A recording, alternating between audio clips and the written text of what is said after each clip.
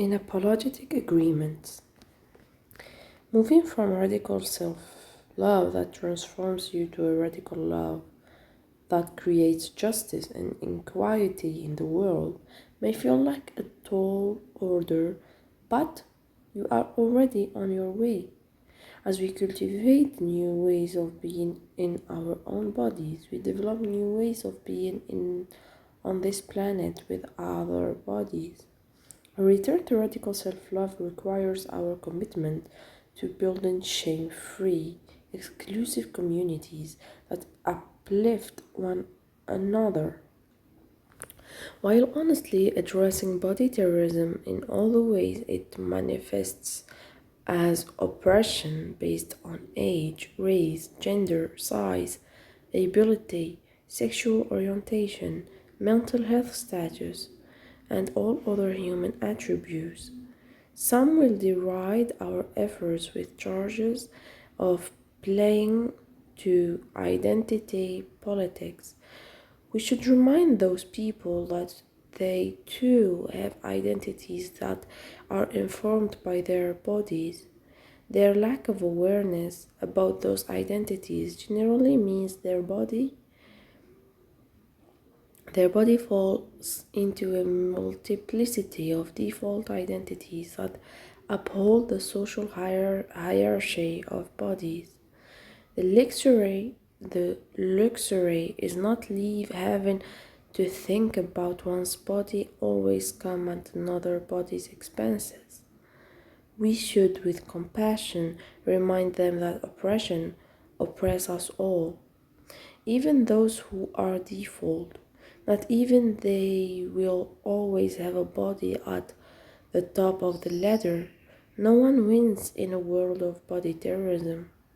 At this very moment, someone is wringing their hands in worry. But what if I make a mistake, Sonia? What if I say or do something, a wrong thing? If it is you who are worrying, let me calm you down. Precious nerves calm your precious nerves by assuring you that you will make a mistake, and then reminding you that to visit Pillar 4, creating a radical self-love world require our willingness to have challenging conversation about privilege, power, history, culture, inequality, pain, and injustice. We will mess up and say something in French. That doesn't mean we quit. It also doesn't mean we become defensive and retreat to judgment and blame. It means we apologize and try again, holding fast to our intention to connect with other humans in different bodies from a place of compassion and share the humanity. As you move the conversation to radical self-love from an internal dialogue out into your family, community, and world, try on the unapologetic agreements that appears below. Commit to engaging in the type of radical self-love communication that grows our understanding to ourselves and one another. The type of communities that fosters global change. 1. Be a body shame-free friend. Eliminate language that disparage bodies based on race, age, size, gender, ability, sexual orientation, religion, mental health status, or any other attributes. Compassionately change others you hear using body shame language to describe themselves or others. This includes health or concern trolling.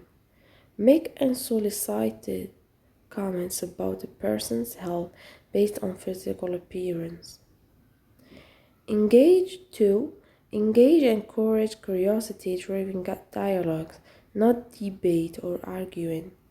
Practice the value of sharing and listening to the perspective of others. The goal of a dialogue needs not to be to change anyone's mind, but to offer and receive a perspective for consideration and curiosity. 3. Embrace multi-perspective. Avoid having a conversation from assumption of right and wrong. Even if every cell in your body disagrees with someone's perspective, remember that making people bad and wrong will never build connection, and understanding people who feel judged and attacked often only become further entrenched in their ideas. Number 4, have compassion for and honor people's varied journeys. Not everyone has read the books you've read or had the experience you've had. There was a time when you had not had them either. Our journeys are unique and varied. Compassion births patience. Number 5, accept and expect and accept discomfort. Conversations about centuries-old oppression are hard. If they are not, the world would be rid of body terrorism and oppression by now. Honor how we have all been indoctrinated into systems of oppression that we each must unlearn. Unlearning is challenging. Do not accept neat resolution or assume that we will instantly fix the world's ills in a single dialogue. We can, however, get closer to those goals if we are willing to be uncomfortable. Remember, fear is not necessarily a danger. Number 6, acknowledge intent while addressing impact. It is possible to be well-meaning and still cause harm. No matter our intention, we practice accountability when we are willing to acknowledge the impact of our words and action on others. Likewise, people's words and behavior may have an impact on us, but they are rarely actually about us. The way we respond to situations is most often a reflection of our own journey. Refraining from personalization makes accepting discomfort easier. Number 7, take breaks for self-care. Talking with friends, family, and community about radical self-love, body terrorism, and body shame can be joyous and eye-opening. It can also be challenging and triggering. These conversations often involve issues that have caused great trauma in the world and in our own lives. Some dialogues may bring up painful memories, old wounds, present hurts, and current resentment. We place a premium on self-care as a tool of radical self-love. Do what you need to do to navigate your mental, emotional, and physical well-being. Step away from conversation when needed. Focus on yourself and come back when you are recentered. Radical self-love dialogue depends on your wellness. Number 8, interrupt in attempt to derail. Oftentimes, conversations about body terrorism and oppression bring up such a discomfort that we immediately attempt to change the conversation to something that we feel more comfortable. Before you know it, the conversation turns to pickle farmers in Europe. When we started out talking about fat shaming, work to keep the focus on the subject being addressed and avoid the desire to derail.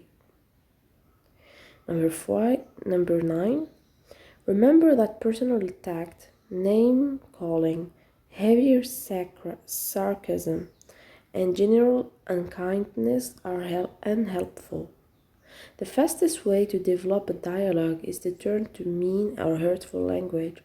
Our anger need not to be expressed as cruelty.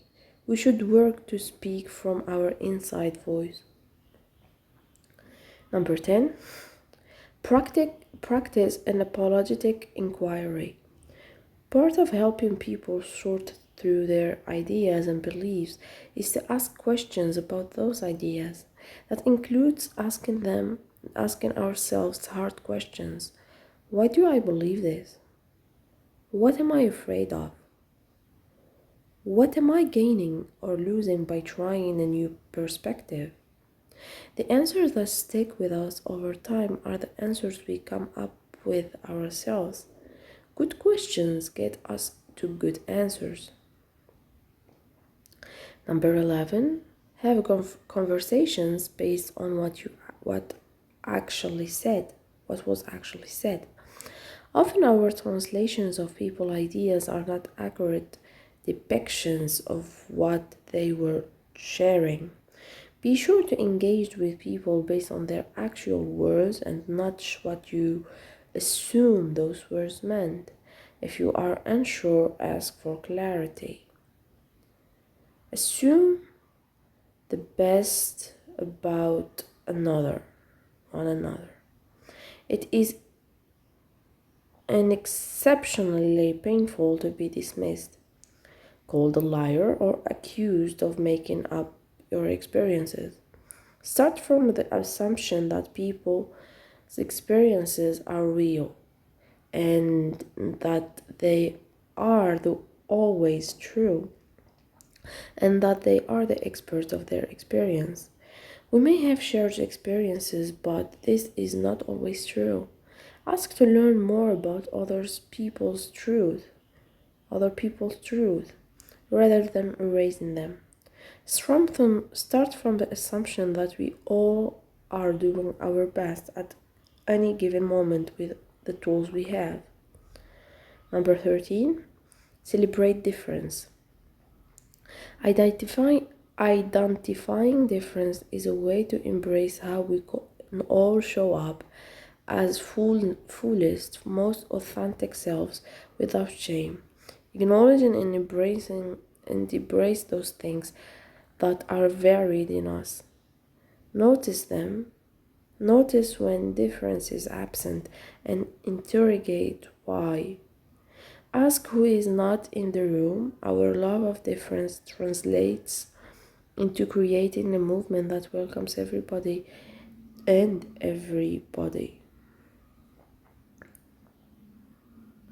Number 14, make the goal of the conversation radical in apologetic love. The desire for a world free of body terrorism is a desire born out of love. Activist Che Guevara once said, at the risk of seeming ridiculous, let me say that the true revolutionary is guided by a great feeling of love. Allow your conversation to be guided by a primary principle of love. Sonia, will following these agreements keep me from arguing with my racist, fatphobic Aunt Martha during Thanksgiving dinner? Listen, love. I cannot promise you that you will never again storm out of the house and finish your holiday meal at the local Denny's. However, I can tell you that I have seen the unapologetic agreements transform hostility into human connections and acrimony into camaraderie. Like all radical self-love principles, they will take time and effort to master, but keep working at it. You will be amazed before you are even halfway through.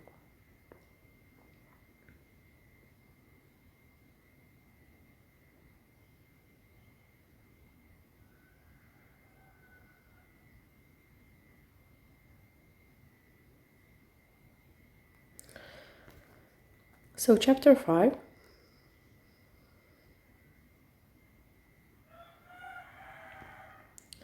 Chapter 5, a Radical Self-Love Toolkit.